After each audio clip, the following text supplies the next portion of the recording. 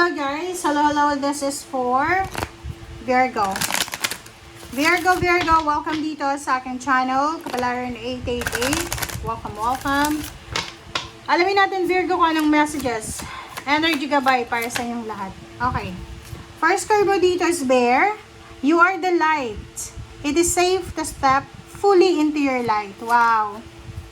And Sea Otter, be open through this transitional time. Oh, so Virgo, kung makikita mo dito, yung dalawang baraha mo, first two cards, ay resonated siya sa bawat isa.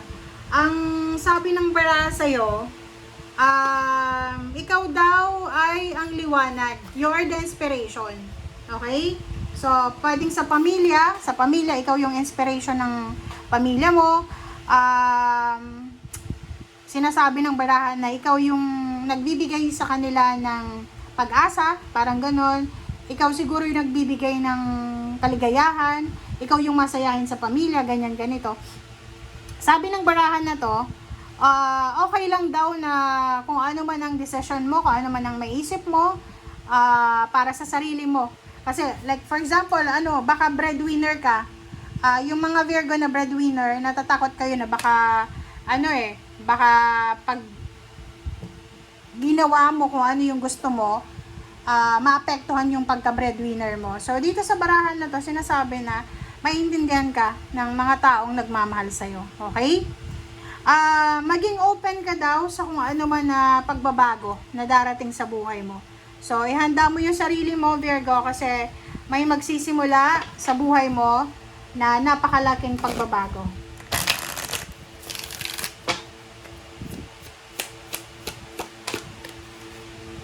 Okay. What's your thoughts? Normal yan. Normal sa mga Virgo. Kasi yung Virgo mahilig kayong mag-overthink, mag-analyze. So, dito sa baraha mo, sinasabi ng baraha sa'yo na importante na isipin natin, hindi lang yung negative. Okay? Mag-isip din tayo ng positive. Okay? Okay lang mag-isip. Kasi alam mo na yung iniisip mo ay balanse. Okay? Pwede ka din mag-isip ng negative, pwedeng positive, but nasa iyo yan. Okay? What's your thoughts kasi to eh. So, kanya-kanya tayo ng thoughts eh. Thoughts and emotion. Ano bang naisip mo sa ngayon? Hindi lahat ng Virgo, pare-pareho yung isip nyo. Hindi. So, yun. Eto yun.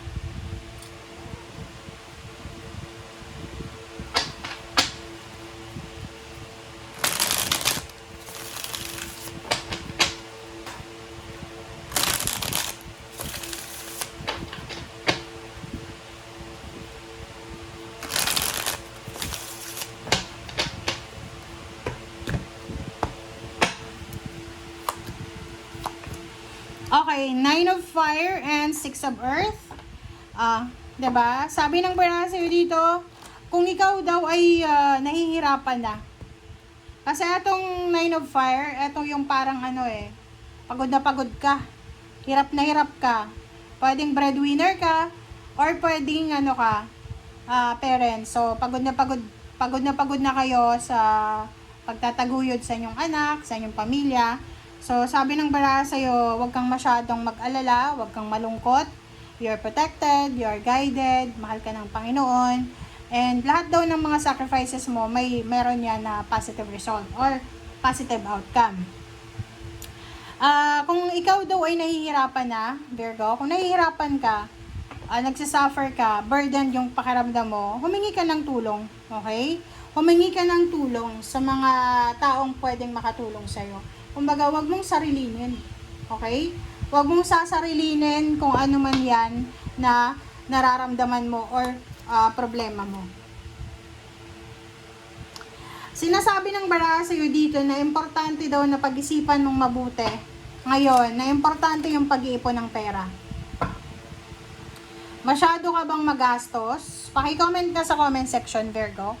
Kung masyado kang magastos, mahilig kang mag-online shopping or window shopping, tas diretso na shopping. Sabi ng baraha sa'yo dito, kung halimbawa lang kung may binabala kayong big celebration. Halimbawa, gusto mong yung big celebration kasi, ano yan malaking celebration talaga.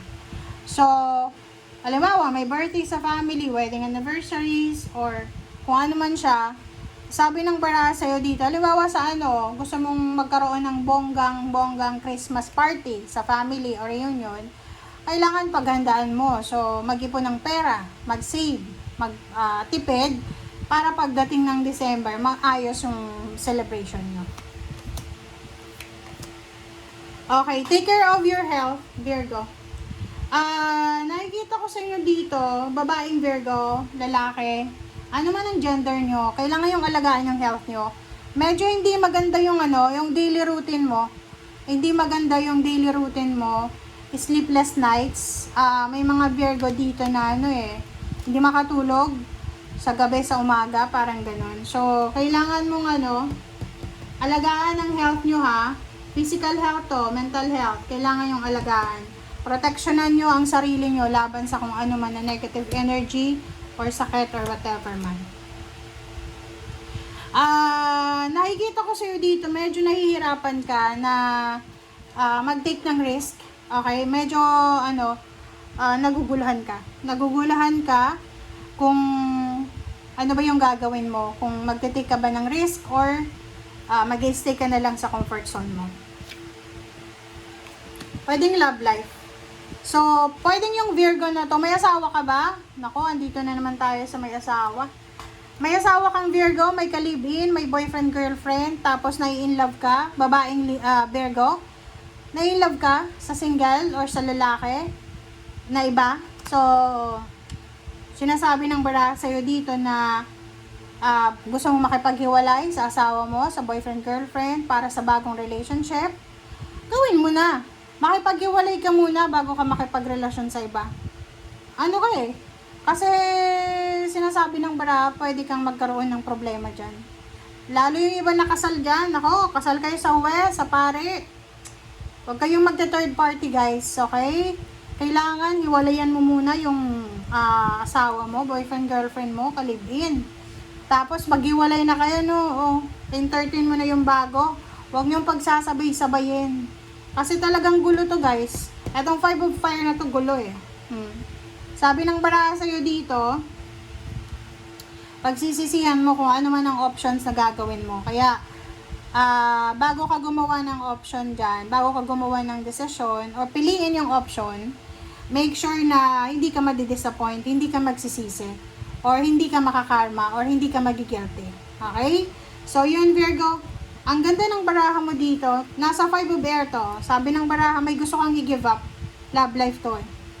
Nakikita ko. Pwedeng yung kaibigan mo may asawa, tapos nagkaroon ng third party, iniwan yung asawa. Pwede, di ba, tell me who your friends are and I will tell you who you are. So, baka ikaw, ganun, na nagkaroon ka rin ng fling or ng third party. Ngayon, parang gusto mong gayahin yung kaibigan mo. Nako, huwag mong gagayahin. Kasi makakarma ka. Nandito yung 5 of Fire, Tingnan mo. Sabi dyan, gulo. Gulo itong papasukin mo. Magkipag-iwalay ka muna bago ka mag-entertain ng ibang tao. Kung trabaho naman yan, huwag kang mag-a-apply sa ibang company na hindi ka pa resign sa isang company. Kasi pag hinanapan ka ng pag na-background check ka, kung may pinirmahan ka, mabe-breach of contract ka pa. 'Di ba? So you need to be careful. Maging careful tayo, Virgo, sa mga actions natin. Okay? Mag-iingat ka rin kasi posibleng ma-involve ka sa kaso. Kung tungkol nga ito sa mga third party, kung tungkol ito sa mga kabet or kalaguyo, talagang may mga kaso dito na haharapin ka. Kung ikaw ito or person mo. Trabaho ganun din guys, basta makinig kayo yung mga Virgo na may pinarmahan kayo na kontrata sa trabaho nyo na bawal kayong umalis sa kumpanya na hindi nyo patapos yung kontrata.